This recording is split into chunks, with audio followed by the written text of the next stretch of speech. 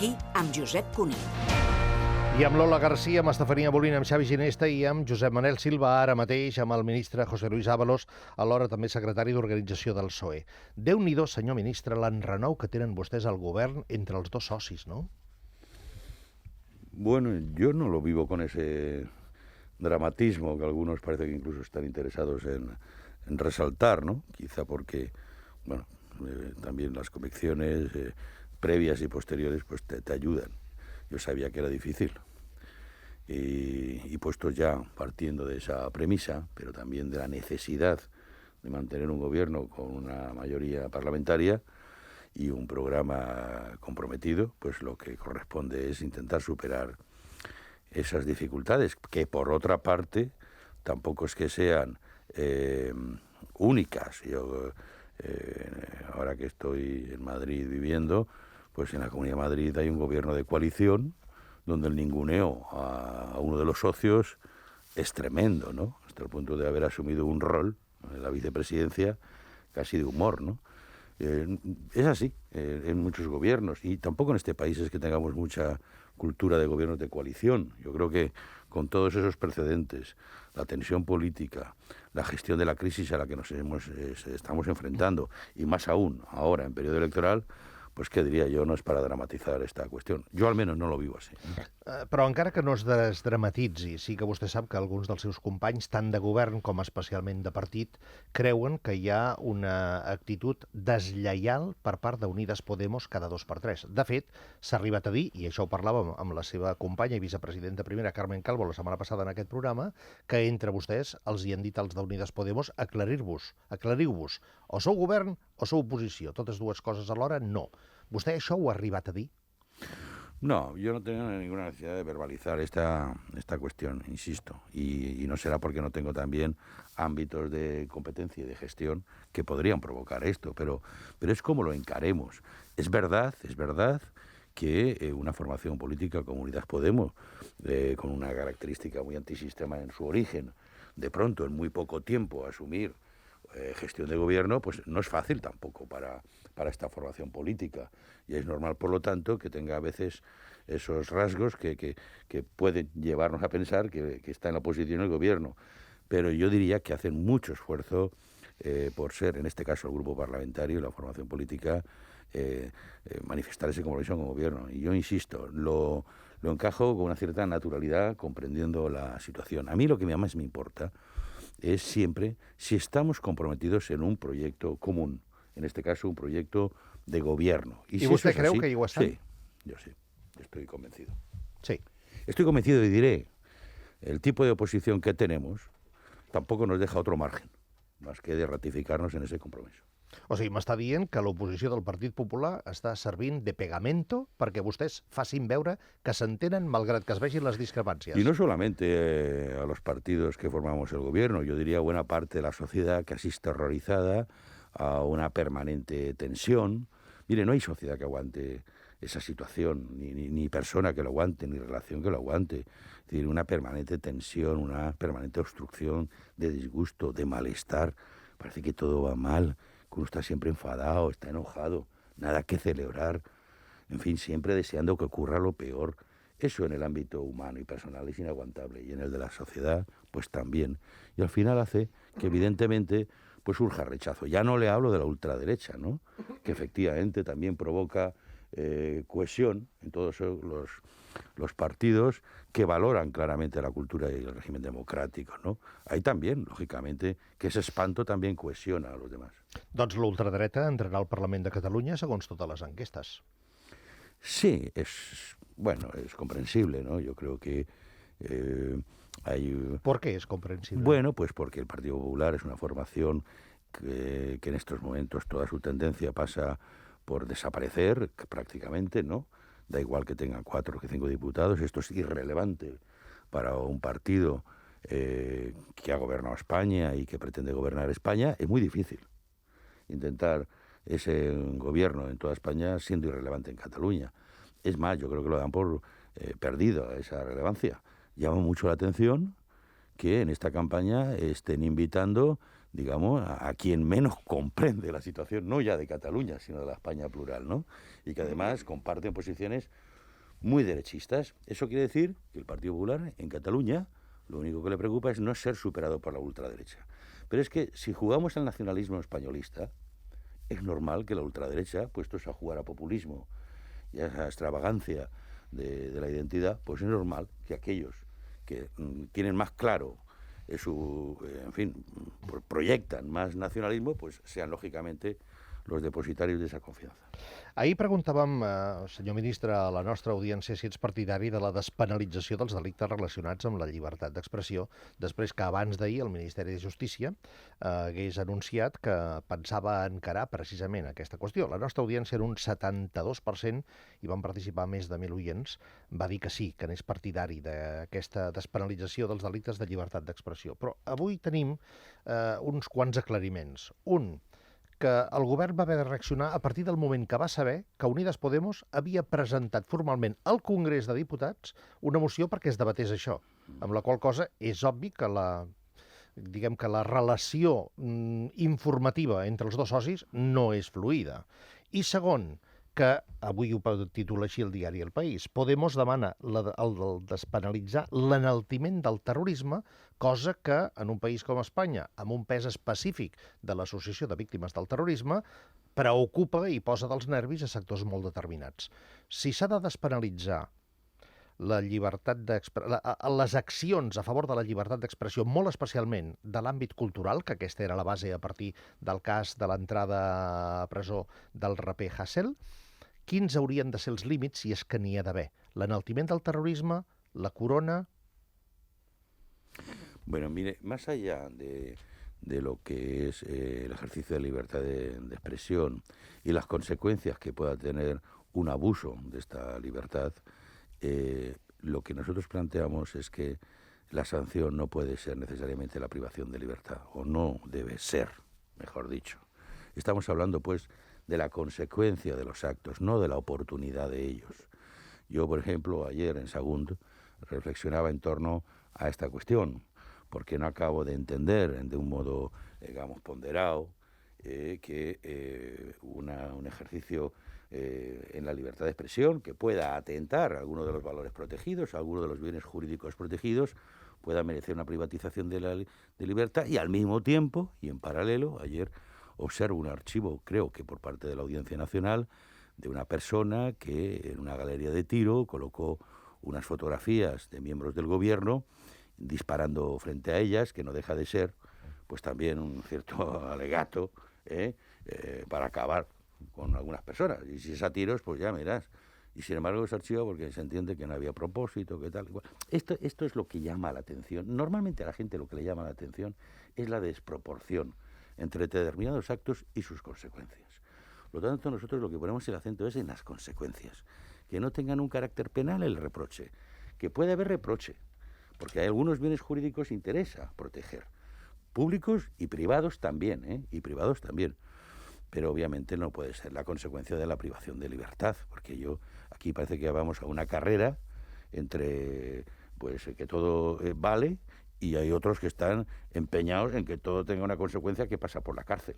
Digo que entre una cuestión y otra, digamos, que podemos asumir con madurez determinadas cuestiones. Nosotros ponemos el acento ahí. Yo creo que además esta carrera de a quién se le ocurrió o no se le ocurrió es irrelevante cuando se trata de encarar un problema. Y yo le diré que a nosotros, desde luego, no conozco bien el origen de la iniciativa, pero sí que le puedo decir que nos preocupa más la reacción social y especialmente de personas con una opinión que nosotros valoramos y estimamos que una carrera por iniciatives en el Congreso.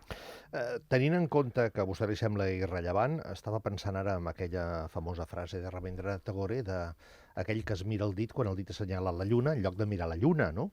Però hi ha una característica en el govern que porta ja més d'un any de coalició entre el PSOE i Unides Podemos, i és que la sensació que els uns i els altres sempre es miren el dit en lloc de mirar-se la lluna és reiterada.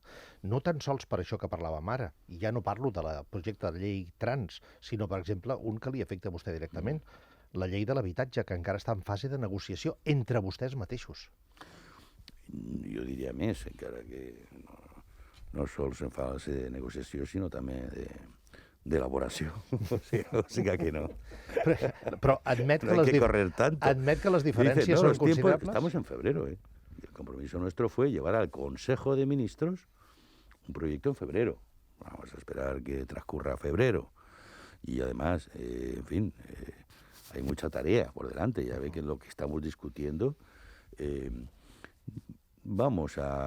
yo quería, y además es lógico y es mi responsabilidad, un poco pues ver los trabajos que se han realizado, los encuentros que ha habido, analizar y tomar posición como ministro antes de pasar a una fase más política. Claro que tenemos puntos de vista distintos. Lo que pasa es que en esos puntos de vista también hay que diferenciar lo que es coyuntural de lo que es estructural. La ley trata de abordar una política de vivienda, pero no en el sentido de generar instrumentos de gestión, porque el gobierno de la nación no es competente en materia de vivienda, sino garantizar la función social de la vivienda. Es decir, de alguna forma desarrollar ese derecho constitucional que existe sobre la vivienda, pero va más allá de la coyuntura. Y desde luego, yo siempre me he preocupado por una cuestión, y es que este derecho, que está gestionado por las comunidades autónomas, pero que no se puede sustraer el gobierno de la nación, porque, como digo, es un derecho constitucional, ni se pueden sustraer los ayuntamientos, pues dejemos la cosa ahí, ¿no? Es decir, todas las administraciones tienen que ser competentes.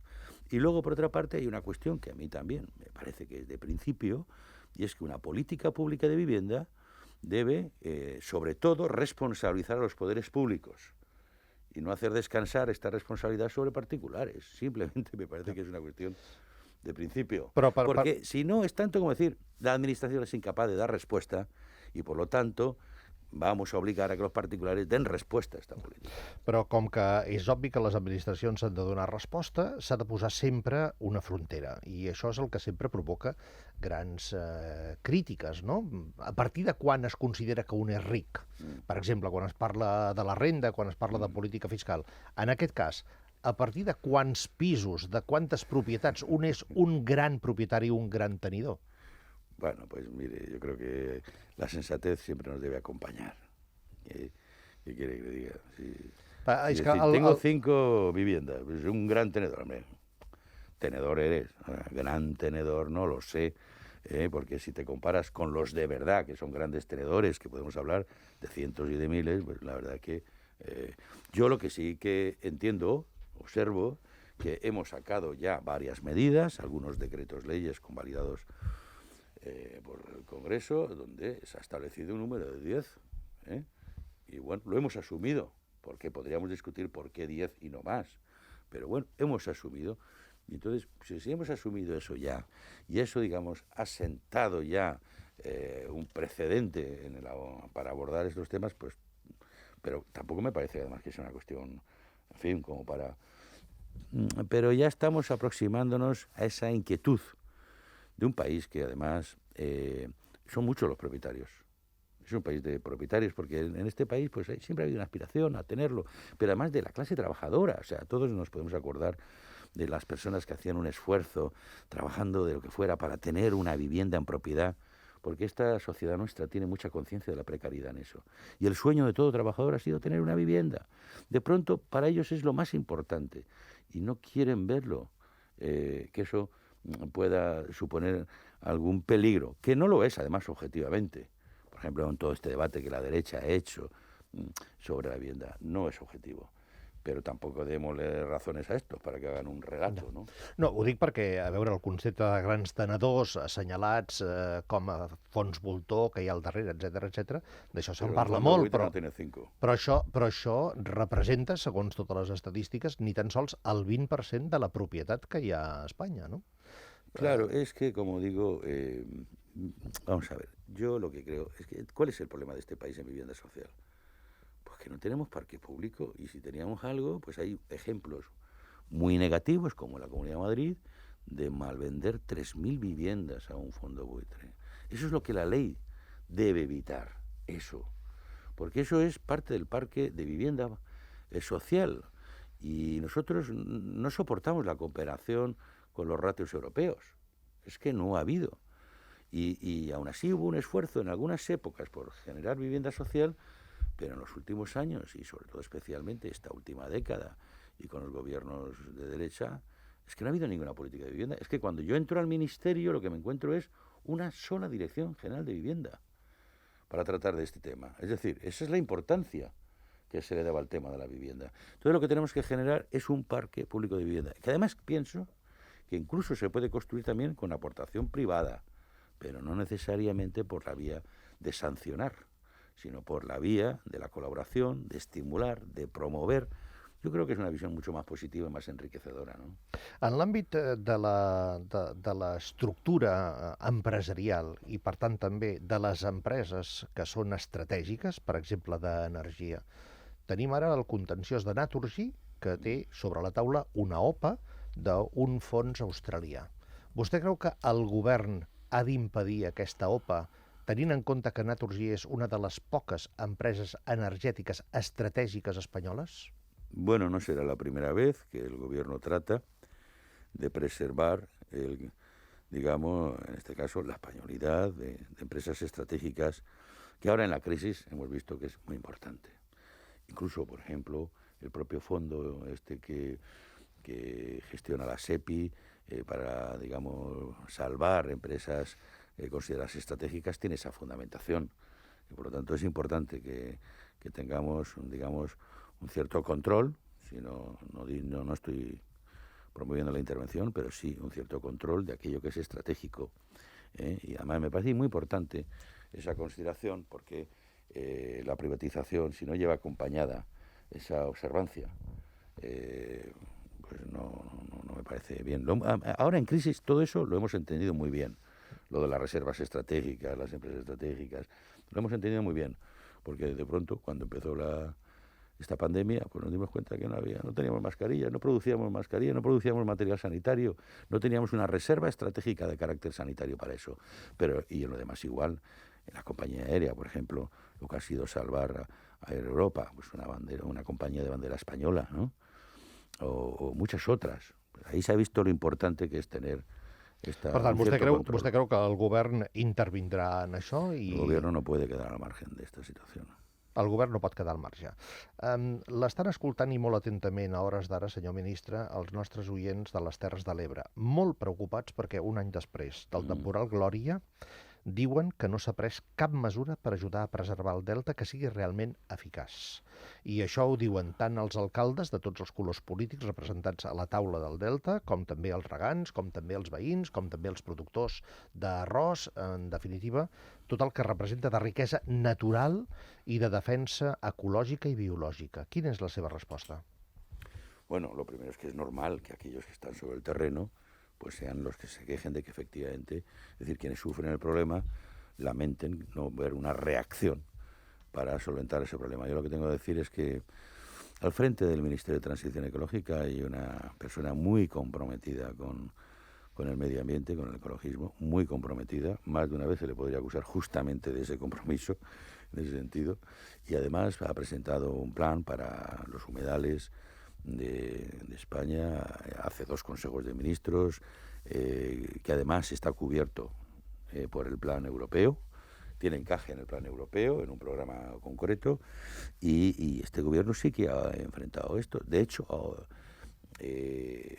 hay un plan que ahora está en periodo de información pública, por lo tanto abierto a ser perfeccionado. Es un plan muy ambicioso y está en esta fase. Por lo tanto, una vez ya se pueda aprobar el plan, que puede ocurrir en verano, a partir de ahí se desarrollarán toda una serie de proyectos concretos, específicos. Es como un plan de planes, ¿no? Proyectos específicos que tienen, en este caso, la cobertura económica, lo digo porque no es un plan teórico, sino que también va acompañado de recursos financieros, porque está integrado dentro del plan europeo, se ha presentado dentro del plan europeo, por lo tanto tiene cobertura. Yo creo que, bueno, me toca decirlo, pero que si no lo digo yo que lo voy a decir, pero como miembro del Gobierno de España, pero creo que ha sido la única administración en este sentido que ha dado un paso decisivo, porque también es verdad que en el ámbito de Cataluña hubo una enmienda de los socialistas de Cataluña que creo que plantearon como 6 millones de euros de una intervención que no se ha ejecutado. Y al final, bueno, esto es una competencia muy compartida. También otros podrían haber hecho alguna cosa, ¿no? Aparte de lamentarse siempre y elevar la responsabilidad por encima, ¿no? Pero ahora mismo estamos, como digo, en tiempo de información pública. Para el verano puede ser que esté aprobado ya definitivamente con las alegaciones que se presenten el plan y posteriormente se desarrollará con los proyectos que, insisto, lo importante es que tengan cobertura pressupostaria. Peatges. El mes de setembre, AP7, AP2 i C33 han de passar a ser gratuïtes, però els concessionaris, les concessionàries, demanen allargar els contractes per compensar les pèrdues que la pandèmia ha provocat. Què els hi contesta? Esta última está bien. La pandemia. O sigui, sap que la pandèmia No, hombre, s'ha convertit en sí. la causa de tots els mals Sí, i en però- la gran excusa de tot i de tothom en aquest moment en aquest país. Han sido muchísimos años de concesiones, ¿no? A veces alargadas con motivos, en fin, poco justificados, vamos a dejarlo ahí. Yo creo que, bueno, eso no es posible, además, jurídicamente no es posible alargar esas concesiones. Los requerimientos jurídicos a nivel europeo no permiten ya las prórrogas. Tendríamos que ir, en todo caso, de querer mantener los peajes, mantener el sistema concesional actual, nos llevaría a una nueva licitación, pero no una prórroga. Eso jurídicamente no es posible, pero en cualquier caso yo sobre esto he abogado siempre por dos cuestiones. Una, que tiene que ser la igualdad en el territorio. Yo ya viví, lógicamente, la liberalización en la AP7, en mi tierra. Curiosamente, ayer que vine desde Sagunta a Barcelona, mucho tráfico pesado, es verdad, muchísimos camiones.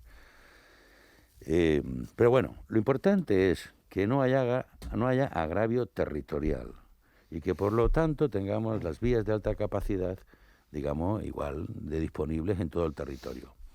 Esa una, y por lo tanto las concesiones que terminan pasan a formar parte del sistema de vías de alta capacidad del Estado. Dos, es verdad, insisto siempre, hay que asumir el gasto de esto, porque estas liberaciones van a suponer un coste elevado de conservación que no lo tenemos en el presupuesto, porque hasta ahora lo hacía la concesionaria.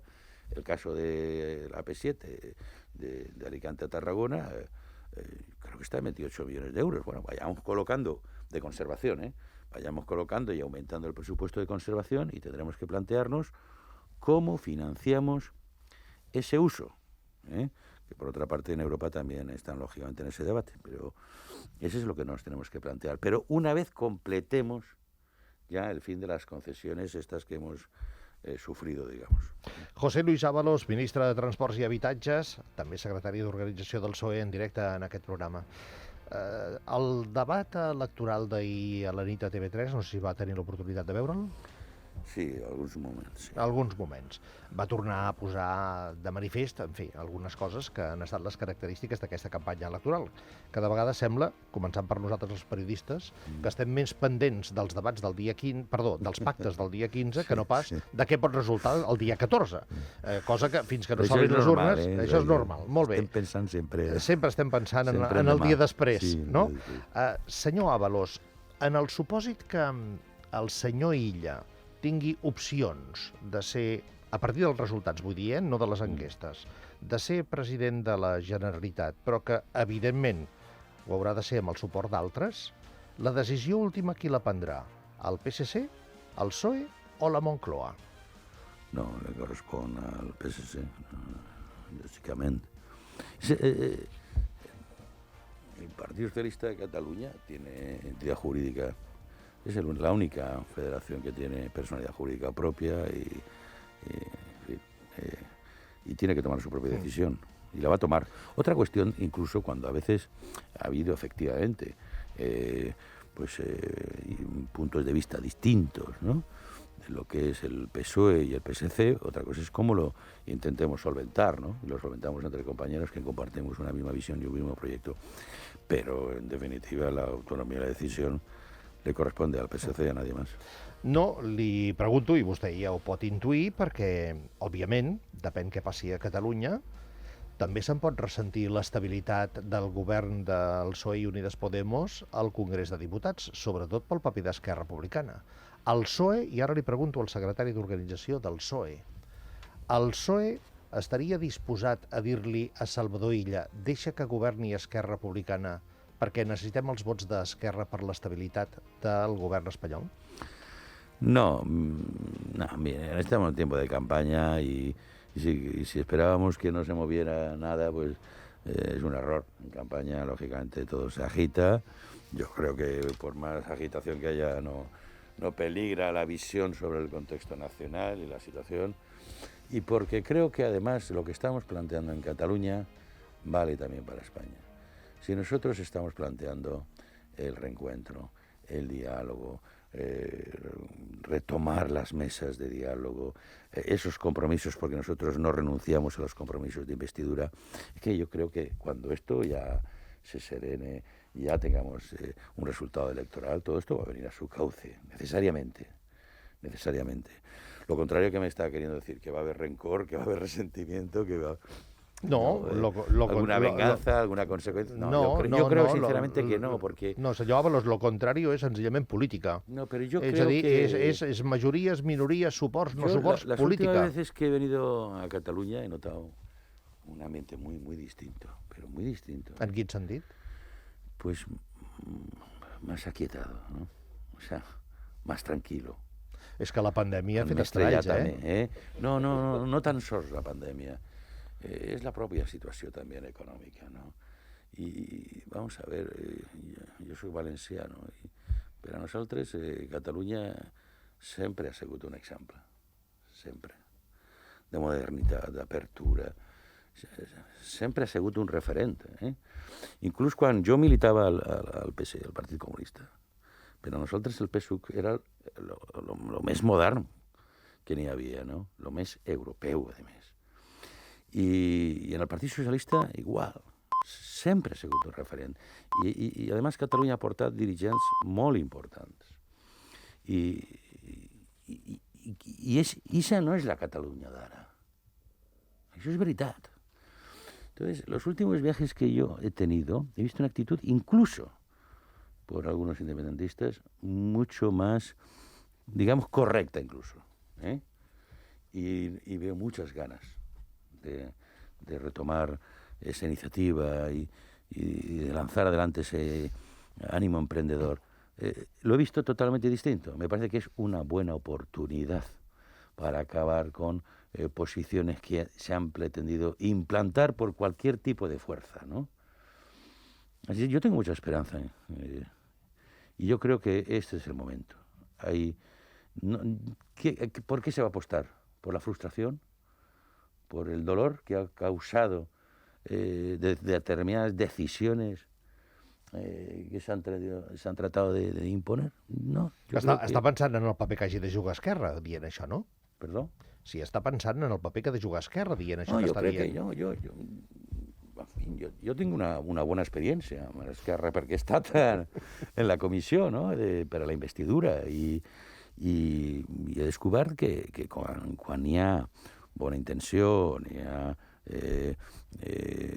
digamos, una comprensió sobre la situació i hi ha, diguem, en fi, bons propòsits, jo crec que és possible. O sigui, vostè veu Esquerra amb ganes de col·laborar amb vostès, encara que oficialment neguin aquesta col·laboració. No amb nosaltres, sinó jo crec que Esquerra també és conscient de cuál es la situación en Cataluña y cuáles son las posibilidades, ¿no? Pero mire, también es verdad que nos vemos todos a veces muy arrastrados por determinados competidores. Esquerra tiene que librarse de la derecha nacionalista catalana. O sea, en fin, se puede ser independentista, pero yo no me sustraigo a la ideología. ¿Qué quiere que le diga? Yo de irme de ser independentista con la derecha, pues no, a mí no me apetece, no me seduce. Y yo creo que Esquerra se llama Esquerra i té que ser d'esquerres. José Luis Ábalos, ara mateix contestant la pregunta de Lola García, Estefania Molina, Xavi Ginesta i Joan Manel Silva. Club d'Opinió. Amb Lola Garcia, amb Estefania Molina, amb Josep Manel Silva, amb Xavi Ginesta i amb el ministre Ábalos, que abans de la publicitat hem tingut tots la impressió que li ha enviat un regal enverinat a Esquerra Republicana. Has tingut aquesta impressió, Lola Garcia? Tu que ho estaves escoltant des de la distància? Estem en campanya, no? És normal. Estem en campanya. Què li preguntes al ministre Ábalos? Jo li preguntaria al ministre si no creu que és insostenible molt de temps aquesta situació de diferències amb Unidas Podemos, és a dir, llei d'habitatge, llei trans, Puigdemont i l'exili republicà, ara una altra llei, també problemes, la reforma laboral. En fi, això es pot sostenir massa temps o ja s'ha admès que és una cosa més artificial i que forma part del soroll ambiental i que es pot continuar així 2 anys o 3 anys més? Insisto, yo no lo veo esto especialmente preocupante. Somos dos partidos distintos, con dos visiones distintas, incluso con programas distintos, que lo que nos une en todo caso es un programa de gobierno, que es el que firmamos y es el que es un poco la hoja de ruta que tenemos que mantener.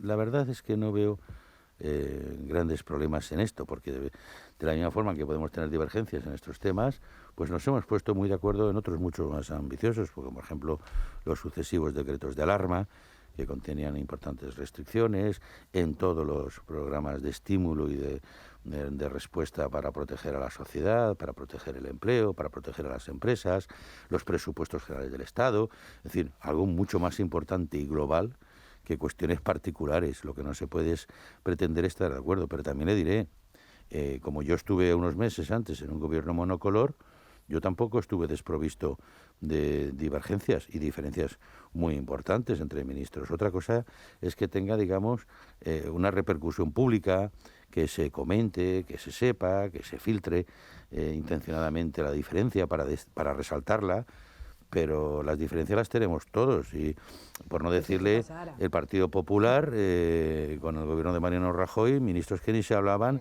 ni les guardaven la silla, no? I además hacían ostentación de ello, almenys nosotros mantenemos la forma. Ja quedava clar en la seva primera intervenció, el ministre Ábalos, que vostè ha dit que mentre el Partit Popular actuï com actua, vostès no tenen més remei que entendre's. Però que no tinguin més remei que entendre's no vol dir que això que els uneix no sigui feble, perquè les diferències són considerables. I agafem la mare de totes les batalles, el concepte de democràcia a Espanya. És o no és una democràcia consolidada? És o no és una democràcia feble? Perquè no em negarà que aquest no és un principi menor. No, pero también digo que si vamos al tenor de una expresión, siempre le encontraremos problemas. Yo no creo que el vicepresidente del Gobierno de España piense que está en un estado que no es democrático, porque no podría estar, por lo tanto, en ese gobierno. ¿Por qué lo dice, entonces? No, yo lo que creo es que, digamos, que a partir de determinados elementos de anormalidad puedan caracterizar de anormal el conjunto de la situación democrática. Creo que esa es, en todo caso, la confusión. La democracia, no hay ninguna democracia cerrada, ni completa, ni perfecta, por supuesto, esto está en los manuales. Es más, no sería un régimen democrático entonces, porque si algo caracteriza a la democracia es su capacidad para profundizar sobre ella misma, ¿no? Y en este caso es normal que haya muchas anormalidades en un sistema democrático. Es que si no, incluso dejaría de ser democrático. Y por eso en todo el debate hemos estado hablando de reformas, de cuestiones que hay que atajar, de que integrar, que contemplar. Eso se llama, pues, profundizar en la democracia y en la calidad democrática. Y yo creo que ahí ha estado más bien el juego de expresiones. Pero evidentemente yo estoy convencido que el vicepresidente no puede formar parte de un gobierno que no es de un país democrático. Silva. Sí, però és que crec que... Perdó, però és que jo crec que ell... no sé, vostè interpreta de manera molt optimista que tenen un projecte comú, però quan diu això no ho diu per raons de poca importància, sinó que diu que hi ha presos polítics a Espanya, que hi ha persones exiliades amb les quals va comparar els que van marxar després de la Guerra Civil. Clar, a mi no em sembla que siguin qüestions de menor importància per una persona que està ocupant una vicepresidència del govern. Aleshores, mantenir un projecte en comú amb aquesta sensació de que treure-li constantment importància a expressions que diu algú que forma part del govern, perquè jo li pregunto a vostè si pensa el mateix que ell, si realment vostè pensa això, que estic segur que... No solamente crec que no, ¿no? No lo pienso porque he dicho lo contrario. No creo que... Pero fíjese, vamos a poner la cosa más en positivo. Gracias a esa, digamos, bueno, tampoco hay que agradecerlo, ¿no? Esa apreciación sobre la figura del exiliado, en un país como el nuestro duele realmente la comparación, pero ha permitido que incluso hasta la derecha se haya apiadado de nuestros exiliados políticos que mandó la guerra y la dictadura afuera, ¿no? Porque esto los negaban también.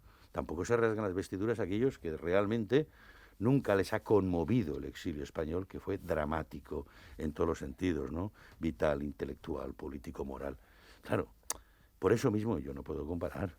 Y aparte, no es lo mismo aquel que sufre, digamos, que es víctima del incumplimiento de la ley, que aquel que propicia el incumplimiento de la ley. No son los mismos planos. Ginesta. Anem a parlar d'expressions, parlant de la seva entrevista. N'hi agafo un parell i sí que m'agradaria una reflexió al respecte. La primera és, tinc la sensació que en aquest país hem fet una campanya electoral tenint un partit que li diem d'ultradreta, li diem neofeixista, però ningú li diu realment feixista. I ara vostè acaba de parlar també de l'exili republicà, en el qual venia d'un règim feixista. Escolti'm, si hem de no normalitzar Vox, per què no li podem dir obertament feixista? O vostès sempre fan l'utilització d'aquest eufemisme? No. Primer punt. I el segon és, ha parlat que ha vingut aquí, a Catalunya, i ha notat una actitud més correcta en relació a l'independentisme. A veure, aquí s'ha criticat molt, parlant una mica també en relació a aquestes picabaralles entre independentistes, que el que hi havia era un intent de donar carnets d'identitat de catalanitat.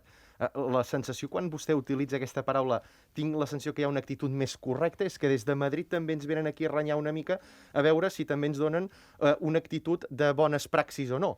No sé com valora aquestes dues expressions, el fet d'utilitzar tant l'ultradreta i aquesta idea de pensar que hi ha un independentisme correcte i un que no. Bueno, el independentismo correcto quiere decir aquel pensamiento que respeta la ley. Es que nosotros no condenamos al pensamiento, ni siquiera la acción política que deriva de ese pensamiento, siempre que se desarrolle en los cauces que determinan la ley, pero no por una cuestión de exaltar los textos legales. No, porque es que la ley lo que determina es el marco de convivencia. Si lo que se trata es de respetar el marco de convivencia, que nadie se imponga más allá de las normas que permiten esa convivencia. Es algo tan sencillo como eso. No se trata de santificar la sagrada ley, no. Lo que se trata es que respetemos unas normas que nos permiten convivir como sociedad civilizada, ¿no? Madura y civilizada. Y por el otro, la cuestión, yo es que no me he cortado nunca llamar fascista al que es fascista. Lo he dicho en sede parlamentaria. Ahora, lo que es verdad es que a algunos les preocupa, a algunos que blanquean e incluso que siguen a estas formaciones fascistas, les preocupa el término y empiezan a tener un debate de precisión sobre esa terminología, pensando que el fascismo solamente se corresponde pues al partido fascista de Mussolini o al nazismo de... No, lo que es, digamos, la derecha radical que expresó en aquel tiempo el término fascismo, no tiene por qué llamarse fascismo siempre, pero siempre es esa derecha radical, populista, que no tiene proyecto porque su proyecto es el medio y el medio es la propaganda, la agitación, generar el malestar, la división social para imponer un proyecto autoritario. Y un proyecto autoritario que además, lógicamente, conecta con sentimientos de una parte de la población que tiene también esa visión autoritaria de la sociedad. Pero el señor Trump es claramente eso, pero parecería extraño que un norteamericano de ese régimen económico y demás, llamarlo fascista, no cuadraría, ¿verdad? Pero lo es. O sea que no es tanto... Pero yo lo digo, lo he dicho más de una vez. Me critican como si para ser fascista uno tuviera que llevar la camisa azul o parda. No necesariamente. Puede ir de ejecutivo por la vida. Última pregunta, Estefanía. Sí, hola, buenos días, ministro. Usted ha dicho hace un momento una frase que ha notado algo así como Esquerra tiene que liberarse de la derecha nacionalista catalana, Esquerra se llama Esquerra y tiene que ir con las izquierdas. Yo entiendo que las únicas posibilidades de alejarse de la derecha nacionalista catalana, entendiendo como tal a Junts, sería una especie de entente con el PSC. o a lo mejor es que ustedes esperan su voto de Esquerra. Yo me pregunto, porque anoche también salió en el debate, si Esquerra ganara las elecciones, ¿usted estaría de acuerdo con que el PSC le regalara sus votos para que gobernara Esquerra con quien fuera, con los comunes, y el PSC se quedara al margen de ese acuerdo desde el Parlamento? Gracias. Bueno, el PSC no se va a quedar al margen de ningún acuerdo. Es más, el PSC va a intentar gestionar con la responsabilidad debida la confianza que reciba de los ciudadanos. Y si los ciudadanos le dan la mayoría, tendrá que ejercer esa confianza y no buscar excusas para no ejercerla, ¿no? Como hizo Ciudadanos en su momento, que pues para ser el primero de la clase por un día tampoco hace falta, en fin, tanta gloria, ¿no? Si los ciudadanos te dan esa capacidad de ser el que más votos ha obtenido o el que más escaños ha obtenido, uno tiene que ejercer esa responsabilidad, aun siendo consciente de todas las limitaciones, pero tiene que dar una respuesta a ese caudal de confianza que ha recibido. Y, por supuesto, el PSC no se va a quedar al margen de nada, porque todo, como he dicho antes, las decisiones las tomará el PSC, y el PSC no va con él el quedarse al margen. No va a quedar así. ¿Una posibilidad apoyar a Esquerra? Y no va a regalar desde fuera? nada, no va a regalar nada, como a nosotros tampoco nada nos regalan. Y todos hemos visto procesos, y los hemos vivido, y por lo tanto se ejercerán con la responsabilidad que significa procurar gobernabilidad entre ello, lógicamente, con la responsabilidad, con la coherencia y con la defensa del proyecto nuestro. Así es que no podemos regalar nada, porque tenemos que hacer valer el proyecto que en este momento defiende y encarna Salvador Illa. Y que además, si hay algo que es importante, es todos hablan de Illa. Es evidente que cuando uno proyecta en el imaginario a una persona, ya lo está viendo como presidente. Y dos, en la lucha por la pandemia hemos visto un hombre que nunca perdió la paciencia, que encajó lo que a veces es muy difícil de encajar, no ya políticamente, sino personalmente. Y esa capacidad para encajar, que es tanto como para reconocer al otro, és el que hace falta en Catalunya, sin duda, sin duda. El senyor Ábalos, que ha vingut a fer campanya a Catalunya i aprofita aquests S'ha micròfons, notat, aquest no? darrer minut, perquè s'ha notat. Sí, Jo s'ha crec que notat. venia eso. Sí, acaba de fer un umbral. Ha venido a hablar de su libro. Ministre, gràcies per compartir aquesta estona amb Molt bé, nosaltres moltes gràcies a vostès. i per mantenir també sempre el seu sentit de l'humor, cosa que el caracteritza d'altra banda. Gràcies, Moltes moltes gràcies, gràcies. molta sort. José Luis Ábalos, ministre de Transport i Habitatge, però alhora també secretari d'Organització del PSOE.